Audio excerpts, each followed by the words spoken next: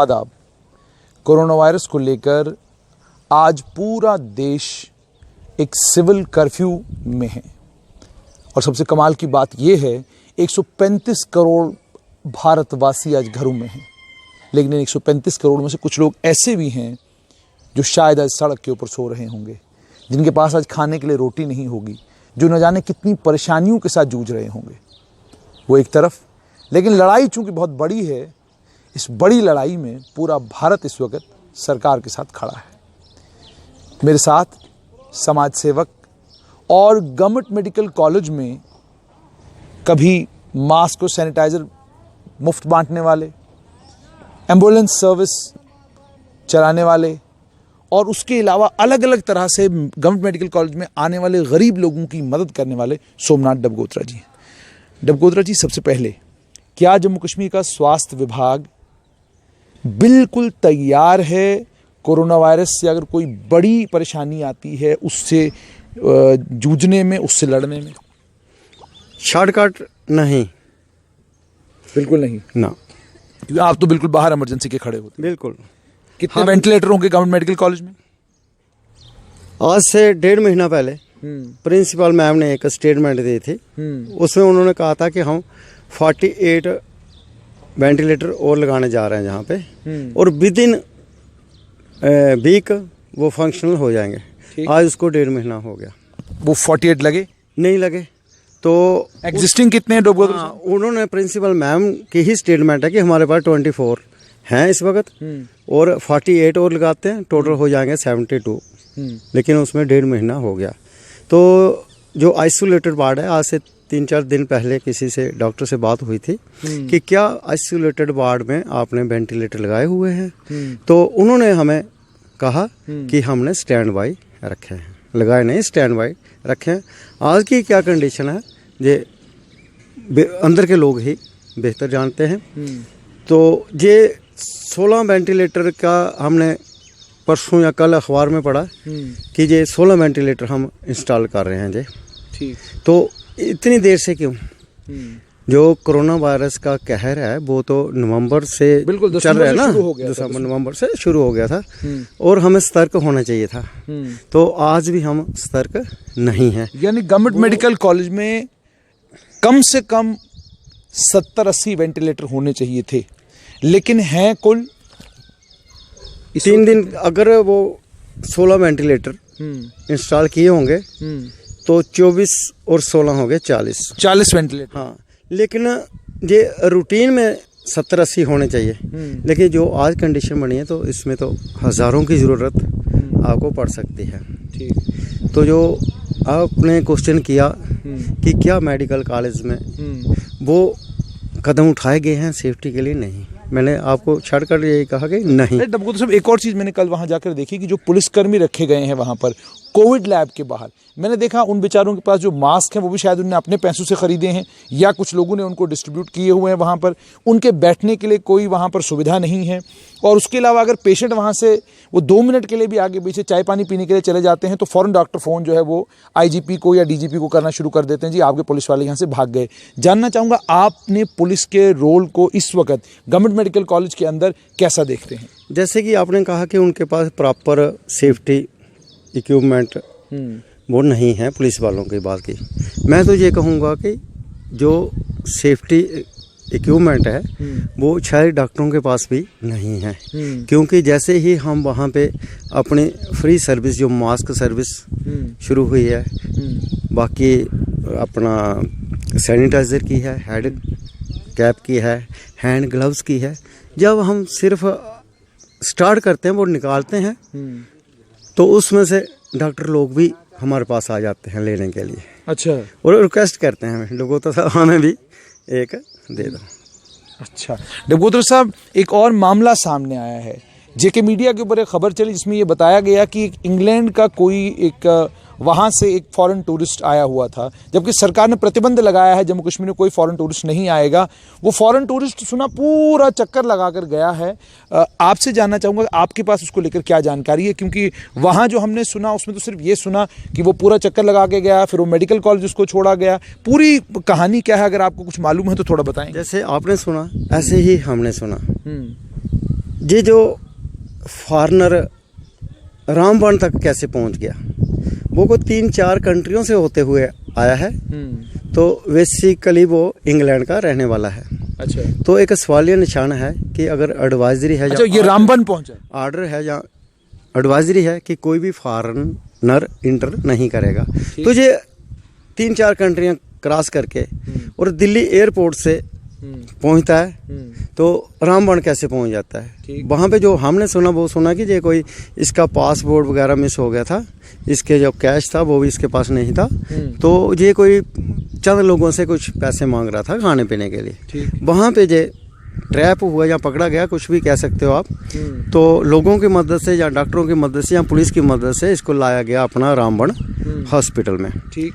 तो जो हमने सुना है, कंफर्म नहीं कर रहे हैं हम इस चीज़ को, ना ही हम कोई दहशत फैलाने की कोशिश कर रहे हैं, ना ही हम एडवाइजरी के खिलाफ जाने की कोशिश। लेकिन एक तरह से आप जानकारी दे रहे हैं ताकि सरकार तक ये जानकारी पहुंचे और सरकार फौरन जो है जानकारी के ऊपर काम करना शुरू करेगी। तो रामबन हॉस्पिटल की टीम, डॉक्टर की टीम एम्बुलेंस में उसको छोड़ के जाती है गवर्नमेंट मेडिकल कॉलेज बख्शीनगर में सुबह 5 बजे।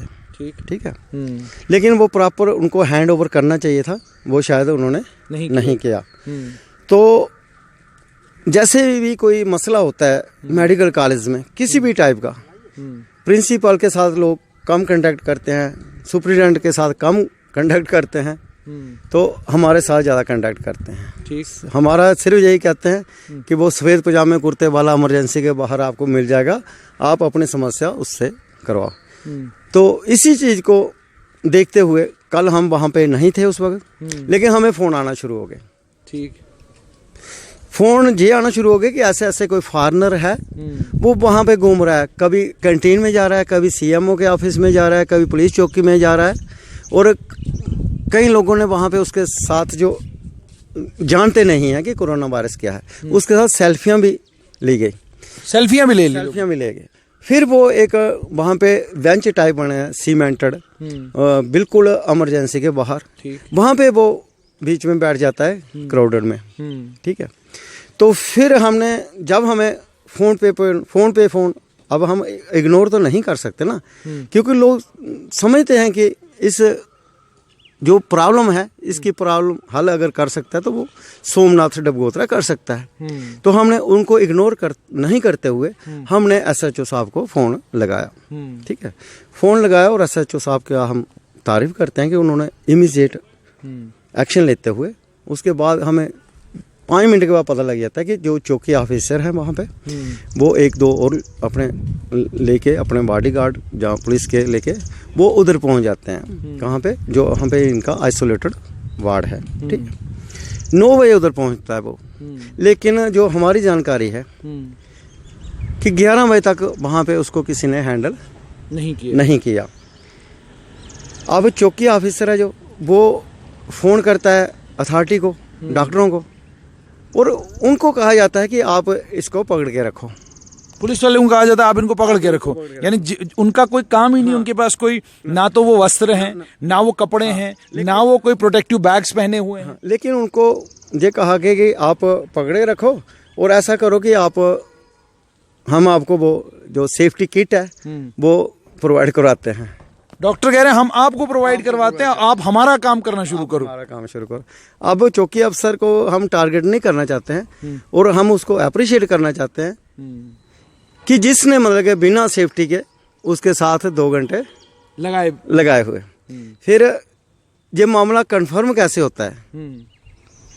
कई बार ऐसा है ना कि ऐसा भी होता है कि हमारे पास आया ही नहीं, क्या प्रूव करेगा बंदा कि आया या नहीं आया, लेकिन उसके सैंपल वहाँ पे कलेक्ट किए गए। हाँ, इसका मतलब ऑन रिकॉर्ड वो वहाँ पे है।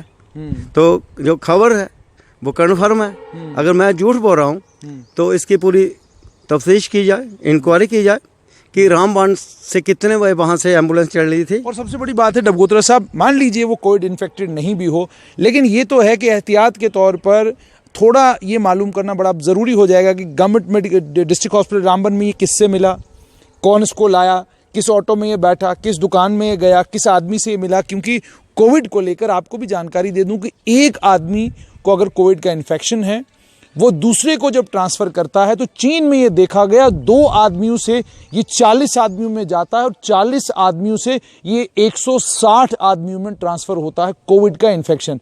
अब आप कहेंगे कैसे? तो आप अगर इसकी पूरी, जैसे कहा जाता है, क्रोनोलॉजी समझने की कोशिश करेंगे तो क्रोनोलॉजी में आपको ये पता चलेगा कि आपने छींका तो टेबल को हाथ लगाया, आपने लोहे की किसी चीज़ को हाथ लगाया, आपने स्टील की किसी चीज़ को हाथ लगाया, आप बस में चढ़े, आपने थोड़ा अपना मास्क उतारा, बस के हैंडल को हाथ लगा दिया, आपने कार के हैंडल को हाथ लगाया, आप किसी कैब में बैठे, जिस टैक्सी में आप बैठे उस टैक्सी में आपने छींका तो वहाँ जो टैक्सी की पीछे वाली सीट है, आगे वाली सीट है, तो बहुत कुछ करने की ज़रूरत है। यही वजह है कि इटली, चाइना, स्पेन, फ्रांस, ये तमाम मुल्क ईरान के साथ मिलकर इस लड़ाई को लड़ रहे हैं, मगर रोज़ खबर ये आ रही है कि 600 मरे, 700 मरे। डबगोत्रा साहब, एक और चीज़ आपसे जानना चाहूँगा, जैसे आपने कहा इस समय जो वो कोविड का वो जो सस्पेक्टेड पेशेंट है, इसको सस्पेक्टेड हम आप इस समय कहेंगे, सस्पेक्टेड पेशेंट जो है आपकी जानकारी के मुताबिक इस समय कहाँ है? क्योंकि हम मेडिकल कॉलेज गए थे, हमें कहा गया जी हमारे पास तो ऐसा कोई पेशेंट नहीं है। जो हमारी जानकारी, कल उसको वहाँ से सैंपल कलेक्ट करके उसको गांधीनगर में भेजा गया है। गांधीनगर में आइसोलेशन में भेजा गया है या शायद आइसोलेटेड वार्ड इनके पास है, ठीक है, तो ये नहीं कंफर्म कर सकते, लेकिन अगर रखा होगा तो आइसोलेटेड वार्ड में। लेकिन ये कितना गंभीर और चिंताजनक है कि एक आदमी इतनी देर घूमता रहा और उसके बाद पुलिसकर्मी अगर वहां पर नहीं होते और फिर पुलिसकर्मियों को ये कहना कि आप इसको उठाकर ले जाइए, आप इसको वहां रखिए, आप इसको वहां, ये कितना खतरनाक है। क्योंकि कल मैंने देखा हुआ उन पुलिसकर्मियों के पास ग्लव्स नहीं है, उनके पास प्रॉपर जो जिस तरीके से चाइना में या बाकी मुल्कों में जो कपड़े पहनने हैं, जो सेफ्टी किट है, वो सेफ्टी किट बेचारों के पास नहीं। मास्क उनके पास है, वो एक ही मास्क को मुझे लगता है 3-3, 4-4 दिन पहन रहे हैं, जो उनको नहीं करना चाहिए। तो इस असुविधा, क्या आपको नहीं लगता कि पुलिस के साथ ज्यादती हेल्थ डिपार्टमेंट भी कर रहा है और सरकार भी कर रही है कि जो जितनी इक्विपमेंट्स उनको दिए जाने चाहिए थे वो नहीं दिए जा रहे? ये तो पुलिस डिपार्टमेंट ने भी शायद उनको नहीं दिए हैं, हॉस्पिटल अथॉरिटी की तो अलग बात है, लेकिन डिपार्टमेंट की तरफ से भी उनको नहीं मिले हैं। खासकर जो मेडिकल कॉलेज में अपनी चौकी है, पुलिस चौकी, पीपी पोस्ट जिसको बोलते हैं, तो वहाँ पे तो कितने लोग आते हैं। सबसे पहले कई बार जानकारी के लिए शायद इमरजेंसी में नहीं जाते, वो सोचते हैं कि पुलिस वाले हमें सही जानकारी देंगे। सीधे पेशेंट कई बार उधर भी चले जाते हैं ना, मैक्सिमम पेशेंट चौकी चलाता है कि प्लीज़ हमें बताइए कि हम कहाँ पे जाएं।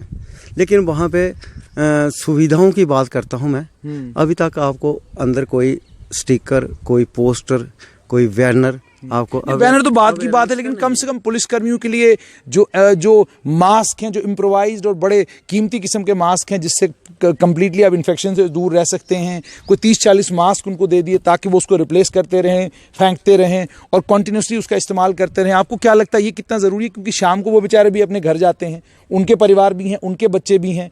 तो क्या हम ये मान के चलें कि पुलिसकर्मी कोई भी इन्फेक्शन लेकर घर चला जाए, बस हम सुरक्षित रहने चाहिए आम लोग? बिल्कुल सही बोला आपने। सेफ्टी किट जैसे बाकी डॉक्टरों के लिए ज़रूरी है, ऐसे ही पुलिसकर्मियों के लिए भी ज़रूरी है। और उनको तो हमने बेचारों को कभी ग्लव्स में भी नहीं देखा, कभी उनको सैनिटाइज़र की भी कमी रहती है, कभी उनको हमने पूरी किट क्या हेड कैप में नहीं देखा। तो इस तरीके से उनके पास भी कुछ बड़ी जो सरकार को करना चाहिए था वो करना चाहिए था। और सबसे बड़ी कमी जो इस वक्त आज तक हम देख रहे हैं कि अभी तक जो मेन गेट है जहाँ से हज़ारों की एंट्री होती है, वहाँ पे पेशेंट भी अंदर जाते हैं, अटेंडेंट भी अंदर जाते हैं और आम लोग भी कई बार चले जाते हैं। अभी तक वहाँ पे थर्मल चेकिंग जो होती है ना, थर्मल स्कैनिंग जो है, वो डिवाइस जो है वो वहाँ पे अभी तक नहीं लगा है। और फॉगिंग करते हुए हमने कई बार JMC की, जम्मू म्यूनसिपल कॉरपोरेशन की गाड़ी देखी है फॉगिंग करते हुए, लेकिन हमने सैनिटाइज़र स्प्रे करते हुए या चूना डालते हुए, ये छोटी छोटी बातें ना अभी तक नहीं हुआ। तो आप पूरे हॉस्पिटल में जाके देखोगे जितने भी इनके वॉशरूम है ना, आपको वहाँ पे सोप नहीं मिलेगा। और वॉशरूम्स की जो हालत है वो सब जानते हैं कि कैसी है। कम से कम अगर ये सिर्फ 1000 रुपये का खर्चा है, गवर्नमेंट अपना मेडिकल कॉलेज की जो प्रशासन है, 1000 रुपये में कम से कम कितने 5-5 रुपये वाली टिकिया ही अगर हर वॉशरूम में रख दें तो कितने लोगों को इससे प्रोटेक्शन मिलेगी। अगर ये 5 रुपये की टिक्की एक साबुन की वॉशरूम में नहीं रख सकते तो फिर इतनी बड़ी लंबी लड़ाई कैसे लड़नी है। देवगोत्रा साहब, बिल्कुल रही बात आज की कि जो एक जनता कर्फ्यू लगा है, तो मैं अपनी बात करता हूँ कि मेरी बेटी जो भारती डबोत्रा है, उसने कहा पापा कर्फ्यू तो है, अब हमने क्या करना है, क्या उसके माइंड में एक ख्याल आया कि हमारे घर में अखबारें हैं, जो हर घर में अखबारें होती है, उसमें जो विज्ञापन आए हैं गवर्नमेंट की तरफ से, बेटी कहती है क्यों ना इसकी आज हम कटिंग करके अपने पास रखें, ठीक है ना। तो कल को जहाँ पे अवेयरनेस कैंप हमारा होगा, जहाँ पे ज़रूरत होगी, जहाँ पे लोग अवेयर नहीं है, वहाँ पे हम ये अखबार की कटिंग है, जो विज्ञापन है जिसमें कोरोना वायरस को कैसे बचाव कर सकते हैं, वो हम पेस्ट करेंगे। तो मैं कहता हूँ मतलब कि जो जनता कर्फ्यू है, अगर इंसान चाहे तो घर बैठे बैठे ही गप्पे हाँकने से, लड़ाई झगड़ा करने से और मौज मस्ती करने से ऐसे काम करें। सोशल वर्क है वो आप कर सकते हैं, और इस वक्त जो वक्त की ज़रूरत है वो अपना एक एक पल सिर्फ कोरोना वायरस को बचाव के लिए लगाएं। डॉक्टर साहब, आखिर में पहली बार बड़े लंबे समय के बाद घर में हो, यूजुअली मैंने भी आपको ज़्यादातर जो मेडिकल कॉलेज में ही देखा है, तो याद है कितने सालों के बाद आज पहली बार आप घर में हैं? ये अजीब सा लग रहा है मेरे को भी। कितने सालों के बाद? आज कम से कम 15 साल के बाद कि मैं दिन को बैठा हूँ, लेकिन मैं दिन बैठा नहीं हूँ घर में, घर में बैठ के भी काम कर रहा हूँ, लगे हुए हैं। और आज हकीकत ये है कि एक मास्क लेने के लिए बहुत बड़े बड़े लोग, मैं कहना नहीं चाहता हूँ, मैं बताऊंगा आपको ऑफ द कैमरा, मेरे पास आ रहे हैं एक मास्क दे दो, और हमने मतलब कि इंटरव्यू करना है, लाइव करना है क्या, तो हमें डायरेक्शन ये है कि आप मास्क पहन के लाइव करोगे, ठीक है। वो मास्क गांधीनगर से चल के इधर मेरे पास आ रहे हैं घर लेने के लिए, मैं सुबह से यही काम कर रहा हूँ, मास्क पहुंचा रहा हूँ। बहुत बहुत धन्यवाद। तो ये थे समाज सेवक सोमनाथ डबगोत्रा। आपने सुन लिया इनसे कि सरकार सब कुछ कर रही है, लेकिन जो कमियां कोताहियां रह रही हैं, वो कमियां कोताहियां मेरे से और आपसे रह रही हैं। एक मामला पूना से भी आया, उस मामले में एक डॉक्टर बीमार था, उसे बुखार था, वो एक हॉस्पिटल गया, उसने उन्हें कहा कि मुझे एडमिट करो। उसके सिम्टम्स देखकर वहाँ पर डॉक्टरों ने 5 प्राइवेट हॉस्पिटलों के डॉक्टरों ने कहा कि हम आपको एडमिट नहीं कर सकते हैं, हमारे पास फैसिलिटीज़ नहीं है। 480 किलोमीटर अपने घर से दूर वो डॉक्टर एक जगह पहुंचता है, वहाँ जब उसको एडमिट किया गया, एडमिट करने के बाद वहाँ के डायरेक्टर से जब पत्रकारों ने पूछा कि इसे क्या हुआ है, क्या ये कोविड का पेशेंट है, आपको जानकर हैरानी होगी कि उसने कहा कि ये डॉग बाइट का केस है और बिल्कुल लास्ट स्टेज, क्रिटिकल स्टेज पे ये पेशेंट पहुंच चुका है। ऐसे भी मामले आते हैं जहां पर आज गवर्नमेंट मेडिकल कॉलेज जम्मू में डॉक्टर सुबह से लेकर शाम तक खड़े हैं, अलग अलग हॉस्पिटल्स में डॉक्टर काम कर रहे हैं, रात दिन कुछ भी नहीं देख रहे, बस जो भी पेशेंट आ रहा है उसको जिंदा रखने के लिए रात दिन मेहनत कर रहे हैं। वहीं पर यह भी सच है कि कुछ लोग हैं जो लोग कोरोना वायरस के पेशेंटों को देखकर घबरा रहे हैं, डर रहे हैं, कोसों मील दूर भाग रहे हैं। इस बीमारी को समझिए, पूरे विश्व में इस समय जो फिगर्स आ रहे हैं, 3 से 3.5-4% लोगों की मौत इस कोरोना वायरस की वजह से हुई है। सार्स का डेथ रेट इससे ज़्यादा था, मर्स का डेथ रेट इससे ज़्यादा था। घबराएं नहीं, डरे नहीं, एक दूसरे की मदद करें, मास्क पहने अगर आपको बुखार जुकाम खांसी है, अगर नहीं है मास्क पहनने की ज़रूरत नहीं, लेकिन सोशल डिस्टेंसिंग ज़रूरी है, दूर रहें, घरों में रहें, बैठे रहें। और शाम के लिए फिर से सुनिएगा, 7 बजे के बाद ईद दिवाली की तरह, या भारत जब क्रिकेट मैच जीतता है तो फौरन कूद के बाहर निकल आते हैं, मत निकल आइएगा, झुंडों में बाहर मत निकल आइएगा, घरों में बैठे रहिएगा। ये और अलग अलग तरह की धारणाएं जी, जहाज़ों में कुछ ऊपर से आसमान से फेंका जा रहा है, ये हो रहा है, वो हो रहा है, कुछ नहीं हो रहा, सोशल डिस्टेंसिंग हो रही है। प्लीज़ इसको समझें, घरों में बैठें, घरों से बाहर ना निकलें। 7 बजे के बाद भी ज़रूरी सामान लेने के लिए अगर किसी को निकलना है, एक आधा आदमी घर का निकले। बुजुर्गों से मेरी हाथ जोड़ के गुजारिश, अगर आप 40 साल के ऊपर हैं, 45 साल के हैं, 50 साल के हैं, मेहरबानी करके आप घर में बैठिए। अगर आपको खांसी जुकाम बुखार है, आइसोलेट होकर बैठें। युवाओं से गुजारिश, बच्चों से गुजारिश, मेहरबानी करके घर में बैठें।